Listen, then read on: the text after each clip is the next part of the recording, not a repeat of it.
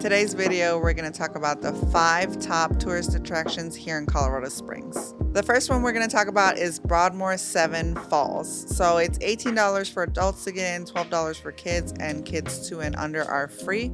And what it is basically a huge nature park that has a ton of rock formation, waterfalls, and just super cool outdoor stuff in the park itself. So you go in and you can walk around for hours. There's a ton of things to do. There are some historic things on the property as well. For example, Helen Hunt Jackson's original gravesite is on the property, and she was an advocate for Native American rights in the 1800s. So whether you have a history buff, a nature buff, or just someone that just wants to run around and look at pretty nature things, there's a little bit of everything for everyone. Next is Bishop's Castle. So this is a pretty unique site to go visit. Jim Bishop has been building this castle for about 60 years. And he started as a 15-year-old kid. He purchased this land, and for like $450, he started building a small family cottage just for him and his family. And there were so many rocks on this piece of land that he just started using the stone to make the walls, make the rooms and everything. And people kept commenting on it that it looked like a castle because of how he was building it. And he just continued to build and grow this cottage into an actual castle, and it's all been made by hand. It is open to the public. You do have to pay a small fee to go in, but I mean, it's an amazing feat that he has done everything by hand, by himself.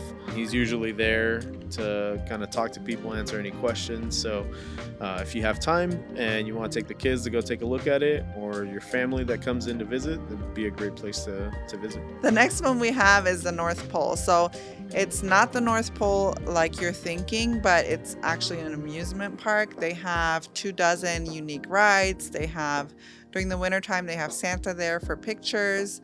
They have a little workshop, activities, a gift shop, snacks, and it is nestled like kind of right on the mountain. If your kids are young enough, you'll probably trick them into thinking that it's actually the North Pole, especially if we have snow on the ground, but it's a super cool, affordable place to just take a day trip and let the kids run around. If you don't want to go to a super huge amusement park like Elitch Gardens, for example, that's super crowded and bigger up in Denver, this is one that we have close by and we love taking the kids to. The next is the Pikes Peak Cog Railway. It will take you up to the Pikes Peak Summit, where they have a newly built summit house. They have food and a gift shop up there. The railway has been around since 1891. And you do have to reserve your time and ticket, so make sure you do that ahead of time before you try to ride it. But it basically takes you up the mountain, which is about 14,000 feet, a little bit higher, and it takes you up to that new visitor center. So the views are insane, so make sure you take your tripod, all your equipment, for your Instagram selfies and all that, but super cool experience.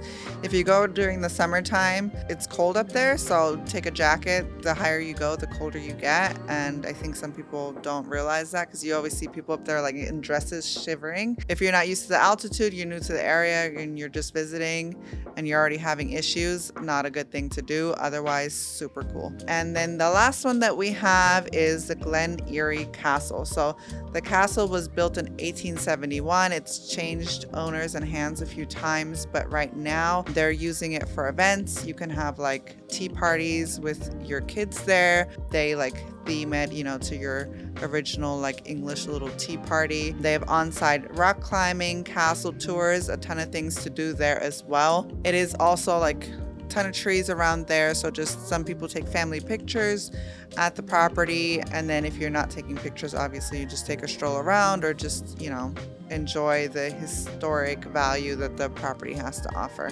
All these places we've mentioned are within an hour of Colorado Springs, so they're affordable and unique things to do, something you won't find in any other city, so be sure to check them out.